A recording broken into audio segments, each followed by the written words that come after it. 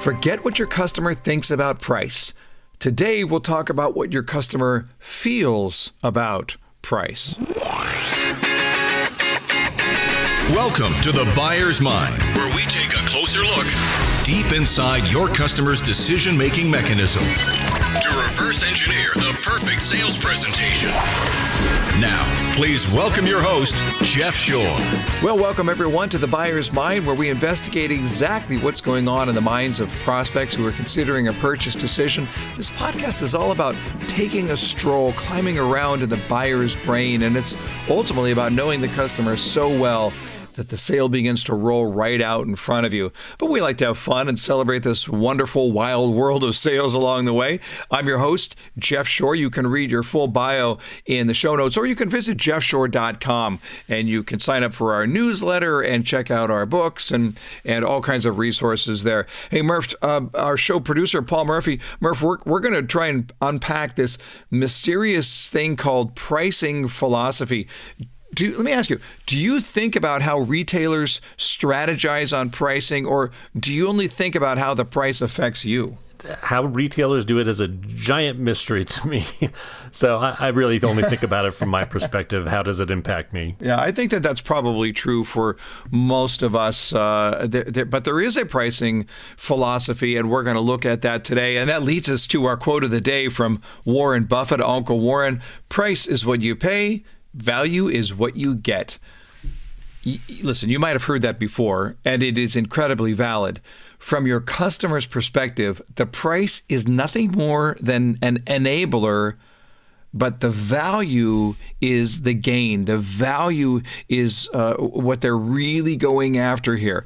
And yet, we have all kinds of weird perceptions about price, and many of them are distorted. And you're going to learn today about your customers, but you're also going to learn something about yourself. There's a whole lot more to pricing philosophy than perhaps we've ever heard before. Well, we want to let you know that the podcast is brought to you in part by our good friends over at Home Street Bank. They're our show sponsor, but they're also my lender of choice. I used Home Street in my last home purchase, and I have to tell you, smoothest transaction ever. And I've purchased a number of homes, but they were professional, dependable, great rates, great service. And if you're a real estate professional, you're just not going to find better people to work with in taking care of your clients. And they can do it all. Banking, home loans, credit lines, you name it. Just go to homestreetbank.com to learn more. That's homestreetbank.com. Let me give you our sales tip of the day, and that tip is absolutely in line with what we're going to hear about in our interview in just a little bit. And the tip is this: value first, price second.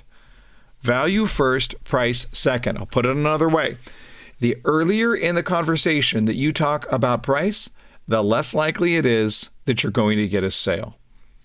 The earlier you talk about price, the less likely it is that you're going to get a sale. Why is that the case? Because price is nothing more than a concept until it is attached to something. So imagine walking into my store and saying, "Hey, good news, I have 50% off of something. Would you like to buy it?" There's no context. It doesn't attach to anything. So what I want to suggest to you here is to defer the price conversation until after there is some kind of emotional attachment. When I see the product and I can appreciate what it is and why I like it, then the price is going to make so much more sense. It doesn't mean that they're going to buy it at that point. But to have the price conversation before there's an emotional attachment doesn't make any sense. It'll do nothing more than confuse your customer. So if you have to give them a broad range, that's fine. But other than that, say, we'll talk about the specifics here just a little bit, but first let's find something that you like. Here's the key premise. There's no such thing as a great price on something you don't like very much. You can't get a good price on something that you don't like very much. Value first, price second. I want to encourage those of you who are real estate sales leaders, sales managers, VPs of sales. We are right now enrolling in next year's Sales Leadership Roundtable. This is a mastermind group, a select number of sales leaders that I take through. We work together over the course of an entire year. We meet together face-to-face once a quarter in different cities around the country. We talk every single week. We have assignments that are built around your growth. And I have to tell you, we've been doing this now for 4 years, and we've had so many managers who have come back and said, my life has been changed. Not just my job, but my life has been changed. For me personally, these are all now good friends of mine. So if you're a real estate leader, if you're a sales leader in the real estate world, go to jeffshore.com/roundtable. I would love to have you along on this journey. Well, let's get to our interview now. Dr. Rajesh Bagchi, he is an award-winning professor of marketing at Virginia Tech's Pamplin School, or College of Business. He is an expert in consumer behavior, and if you look at his body of work, it is very, very broad, but we're really going to look at two things in particular today. We're going to look at the psychology of pricing, and then we're going to take a little detour and look about the role of color and how color is going to affect the purchase decisions. By the time we're done, I think you're going to see some very clean takeaways that will help you to serve your customer better. So, Dr. Bagchi, thank you so much for being on the show. Thank you, Jeff. Really appreciate being on the show. Talk to us about marketing research in general. That is what you do. You teach, of course, but you spend a lot of time on marketing research. How do you approach the subject of consumer behavior? There are so many different ways to look at consumer behavior, and it seems like a never-ending field. So talk to us a little about how you do your marketing research. Absolutely. That's a very good question.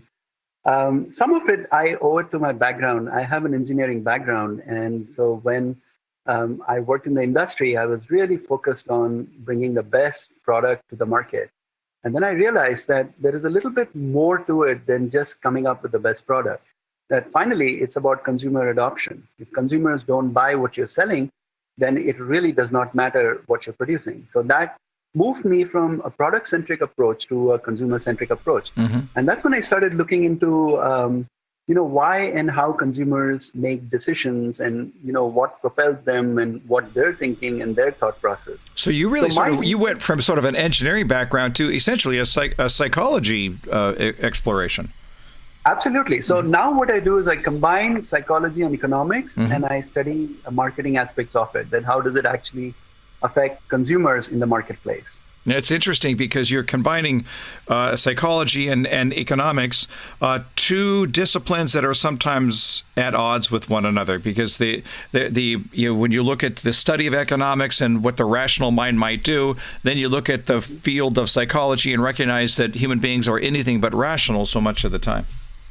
Absolutely. And human beings are rational in their, from their own perspective, they are rational. Mm-hmm. Saving time sometimes is a very rational thing for a lot of people. So sometimes they make quick decisions because they're happier, not having to think through all the options. So in some ways, economics, has a rather they define things a little too tightly sometimes for comfort. And so what I do is essentially in many of my projects, when I'm studying something, I come at it from a logical point of view, saying, okay, this is what a rational person, as economics would say, should behave. But then I realize that it's not just me; other people as well. We behave differently from this, and that is what is the seed behind my research. That's what propels me, and I sort of love in working in this intersection of these two, great areas to see how people actually behave.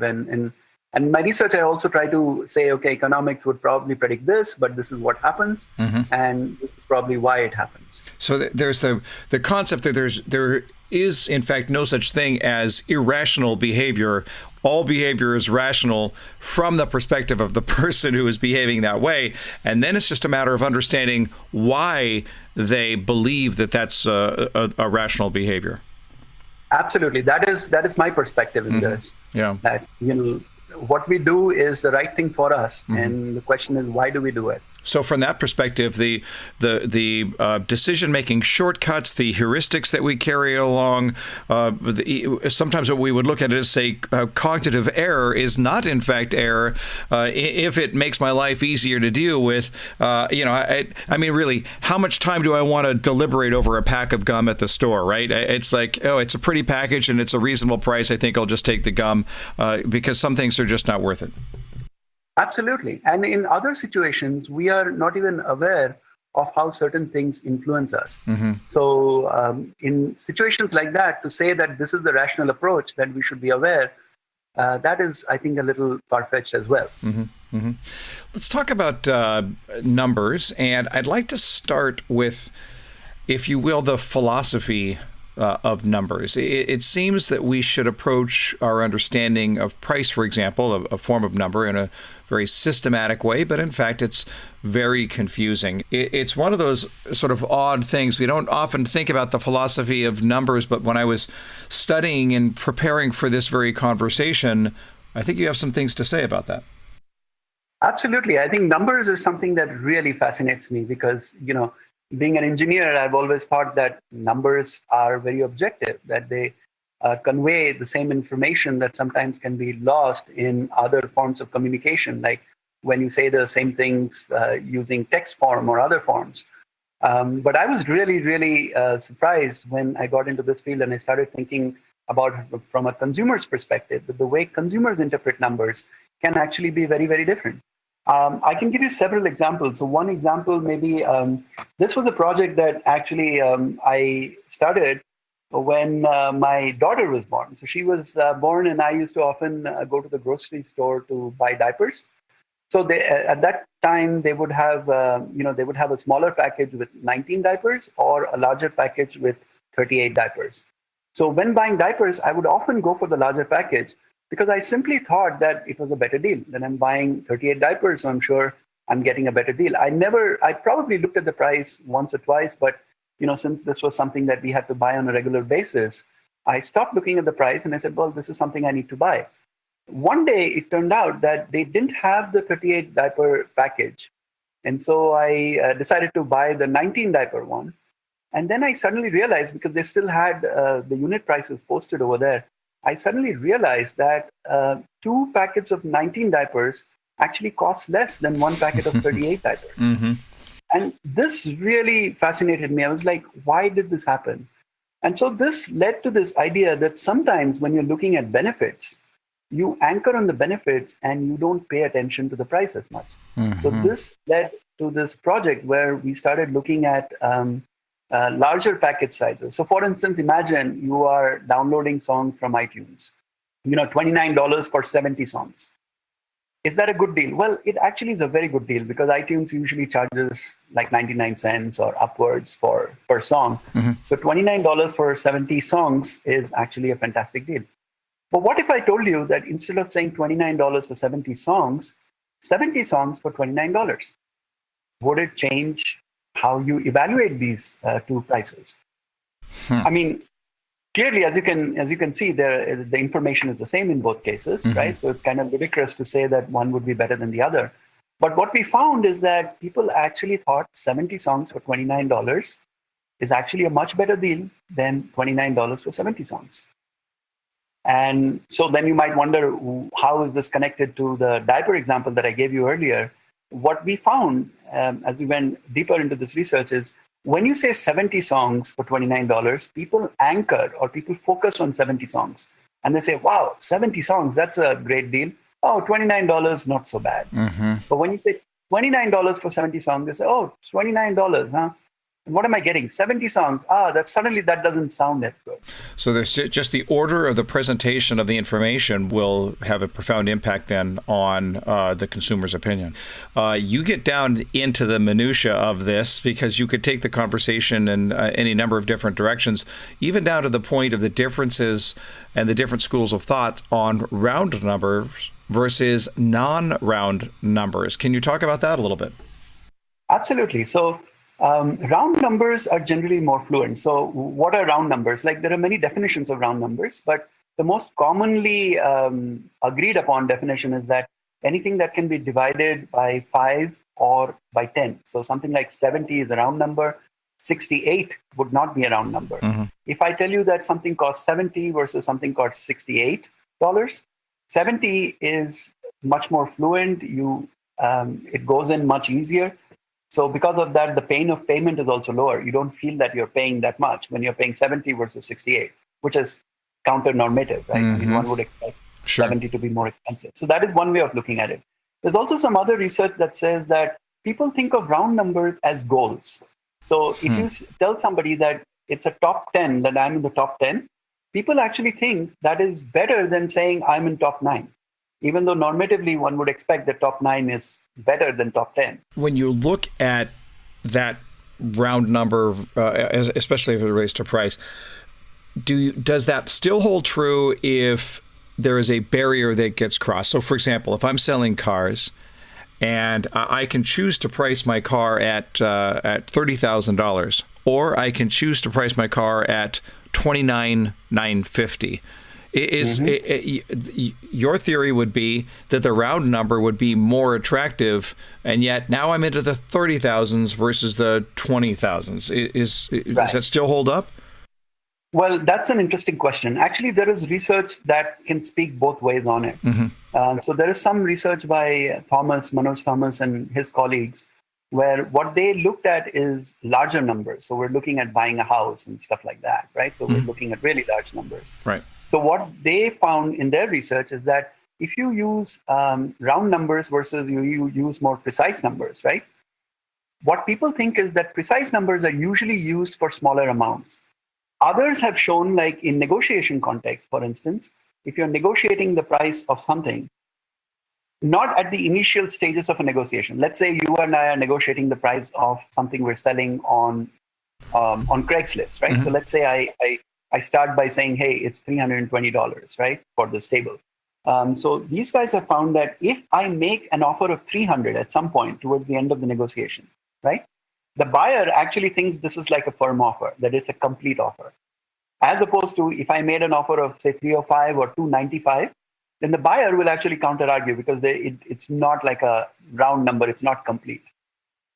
So this sort of goes on the other side of this equation, which basically says that round numbers are going to be beneficial when you're closing negotiations, not at the initial stages, right? Okay, so this goes against my gut. I'm certainly not saying I'm right, but maybe you can point me to my error here. Because if I'm negotiating with somebody and let's go with a big ticket item. We're going to look at a home here. And the home is priced at $400,000, and that's the starting price. And the customer offers $380,000, and maybe we go back and forth. And at some point, I say, "Listen, I've done the math, and the lowest that I'm going to be able to go on this home is $391,400." And what I'm trying to communicate is that there's a science behind this, that we sat down and we figured it out on a formula spreadsheet or a piece of paper, and the lowest I can go is 391.4.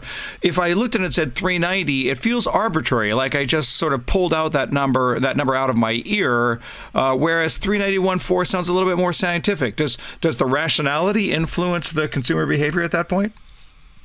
That's a great point, actually. So this is ongoing research, right? So we don't have the final word on it. If I can convince you that this is absolutely the lowest price I can get at, right? And I've done all the math and this is what it is, then maybe that might be the case. But if in the negotiation you just make an offer which is $391 and somebody else makes an offer $390 without giving any other additional information, then chances are that they will close the $391 because it just feels complete. True, yeah. But clearly, if you add more information, or if you can say things like, this was generated by a machine or this is a human, then there would be other things that might also play a role. And I completely buy your hunch that there is a lot more that one can do.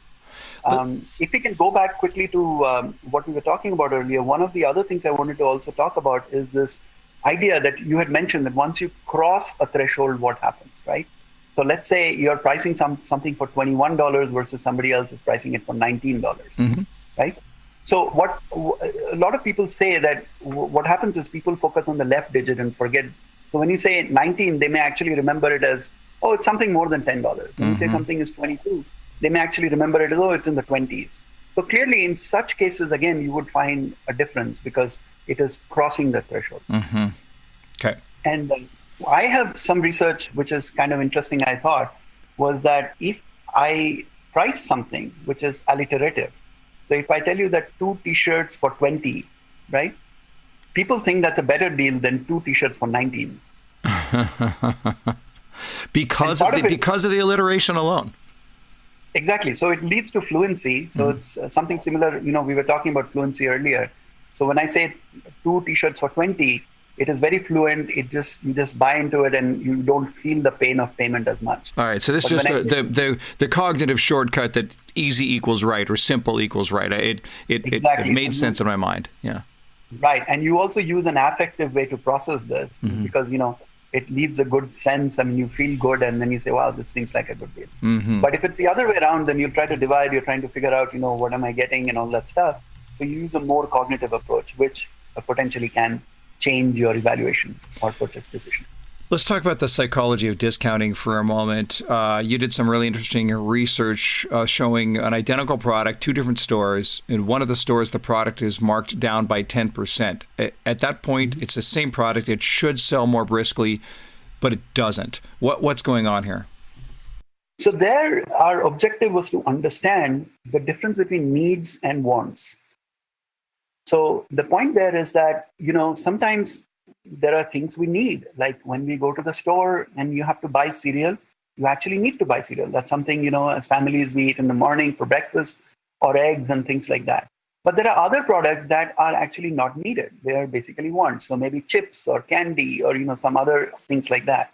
So in that research, what we find is that you offer any kind of, so, we talk about needs and wants, but really there is no theory behind it. Like if you look at the literature, nobody has actually separated the two and created like any kind of way for us to distinguish between them, what they are. So that was one thing we did in this research.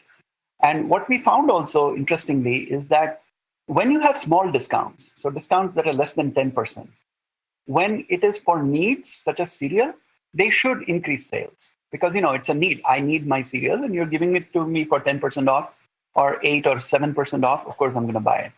But when it is a want and the discount is really low, let's say it's for candy and you're saying 2% off, right? What it does is that, let's say 2% off versus there is no discount. So on the one case, when there is no discount at all, you're more likely to buy it than when there is a 2% discount. The reason being, immediately when we say 2% off and it's a want and you start thinking it's really not that good a discount. I can get a better discount. Then it starts, you start using your cognitions again. And your rational thought process comes in and you get into this weird mentality where you say, you know what, I can get a better discount on this.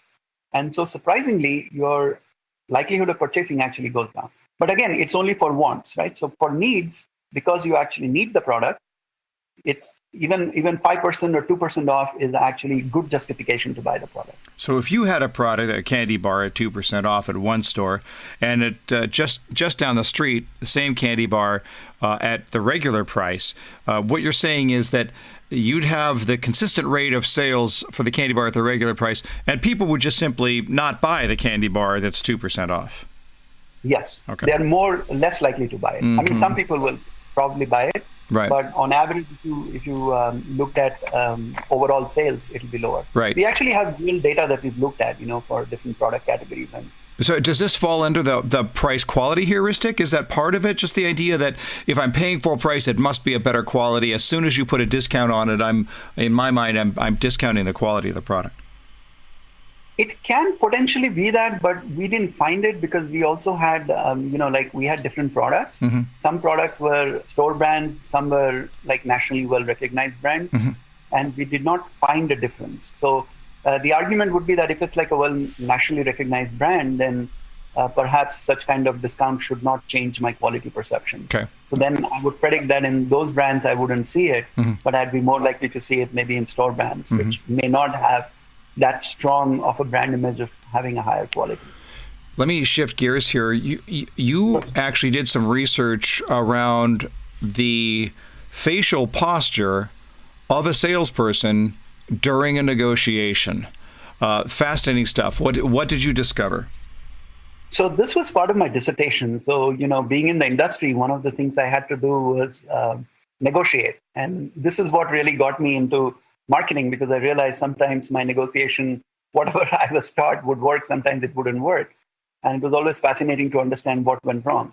So in my dissertation, we looked at facial expressions, and, the general thesis, both in the literature and as well as common sense, says that if you're a salesperson, you should smile, and that generally has a stronger impact on sales. People should think you're more trustworthy and so on. and it should increase sales. And that was what we were taught, as being in the industry. One of the things in this research, what I find is that when you smile actually makes a difference. So if imagine, again, we're negotiating, the price of a couch or a table on Craigslist.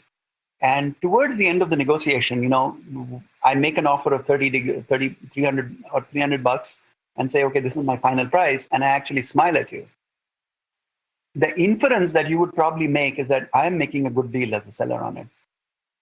And that is at the crux of this. So what we say is that when you're negotiating, it is a great idea to smile at the beginning because that helps build trust. But when you're reaching towards the end of the negotiation, if you continue smiling, then it leads to this inference that you are actually getting a better deal out of this than I am. And therefore, people are likely to negotiate more and they're less likely to close the deals as well as be happy with the final transaction. Yeah, it reminds me back in my sales days where we were selling homes. It was a very difficult market. We went back and forth, and we finally came to an agreement. And then we were doing all the paperwork. I got to the last paperwork, and this customer just shoved it back at me, and he said, "I'm sorry, but there's a builder down the street that's offering another $5,000. If you give me the $5,000, I'll buy, but otherwise I'm going to walk." And I remember I was furious because we had already come to terms, right? I felt like we had figured it out, and I was just really not happy. And I looked at him and I said, "Look, let me just make this really simple. The price you see is the last price. That's it. There is no more. We're done. You want to buy here? Great. You want to buy there? I don't care." And I wasn't trying to be a hardline negotiator. I was speaking out of my frustration.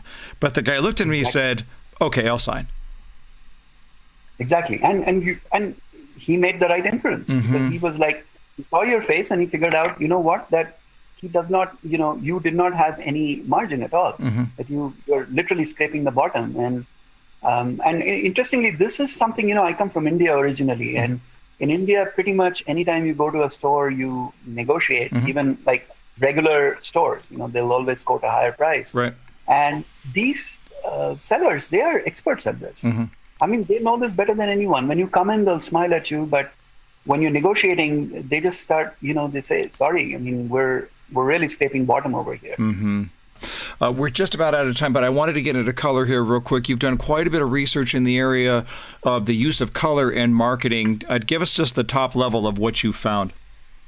What we essentially found is that color affects aggression, and that affects how much your willingness to pay.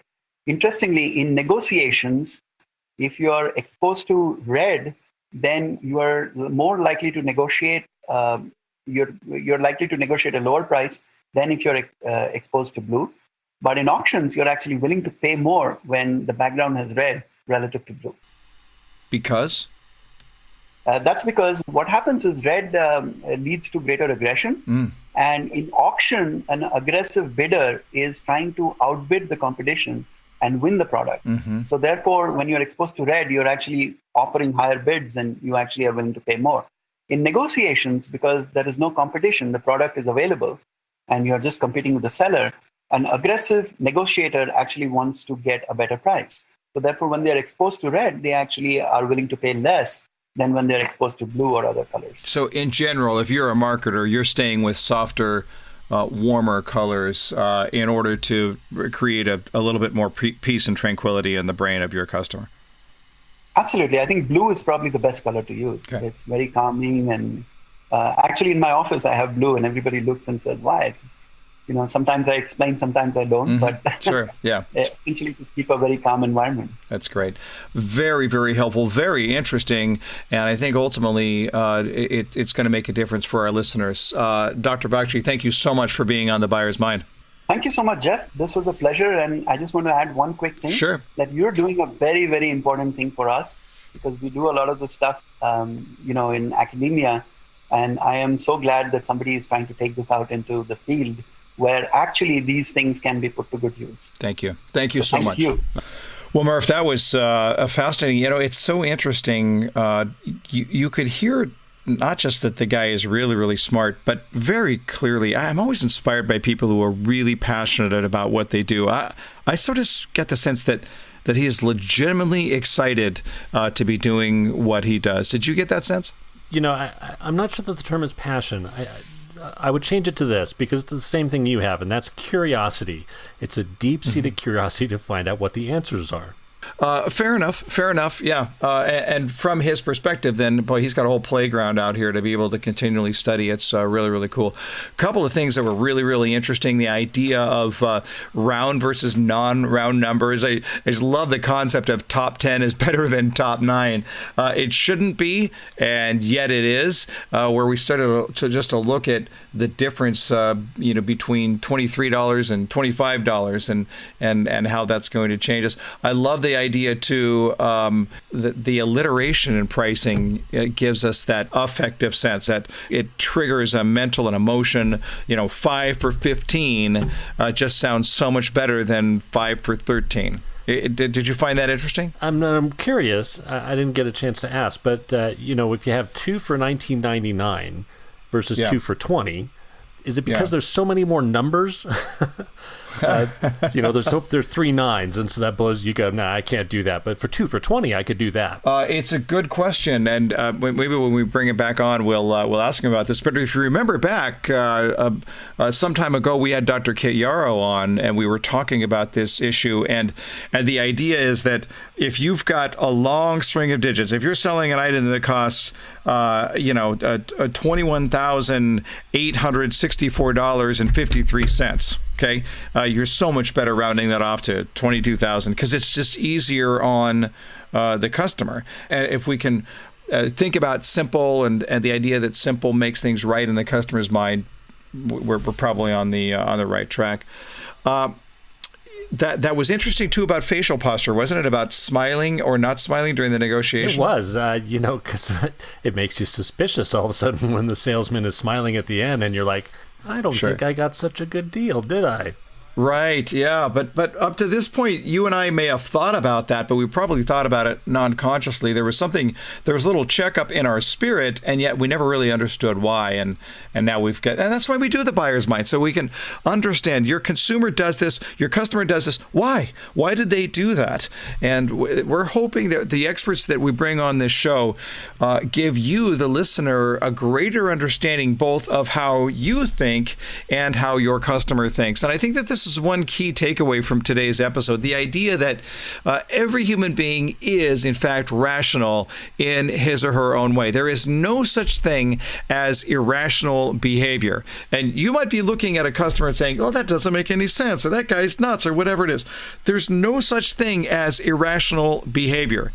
All behavior is rational from the perspective of the person who is behaving. So I would just caution you on that and actually give you a word of advice. If I had a dime for every time I said when I was raising my children, what were you thinking? Right? I was just famous for, what were you thinking? That's actually a really good question if you ask it with the right motives. Because there's something that my child would have done that was wholly illogical to me, but it was perfectly rational to them. If you just dial it back, we can take that same philosophy to our customers. When they're acting in a way that seems irrational, it's not irrational to them. So stop and think, what are they thinking? What is it that causes them to come to this conclusion, or to feel the way they feel, or to take the strategy that they're taking right now? If you understand their rational behavior behind that, rational from their perspective, you're going to increase your understanding, you're going to increase your empathy, and ultimately you're going to serve them better. Well, as we head into the wrap up here, I want to just remind you of something, and it's kind of a weird thought, but stay with me. Price is overrated. Price is overrated. When you are wildly in love, you'll pay any price. Now, I just want to think about that for just a moment. There are things that you would look at and you go, there is no way that I would pay that kind of money.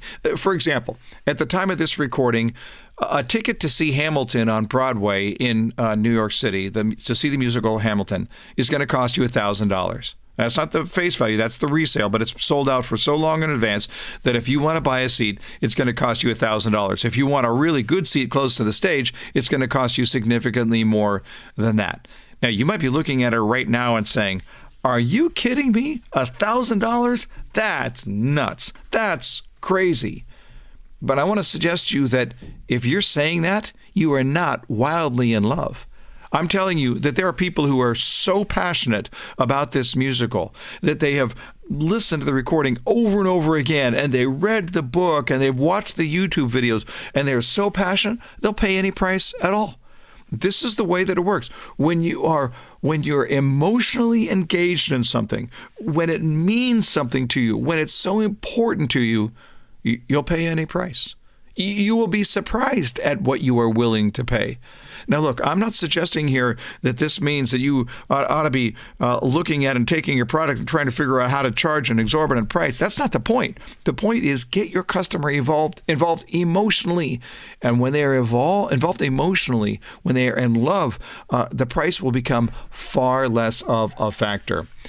Well, we hope you've enjoyed listening to another episode of The Buyer's Mind. Just want to encourage you, if you pop over to Amazon.com and type in Jeff Shore in the search box, you're going to find 5 of our books listed on Amazon.com. So would love for you to be able to peruse that and see if there's something that might help you to be a better sales professional.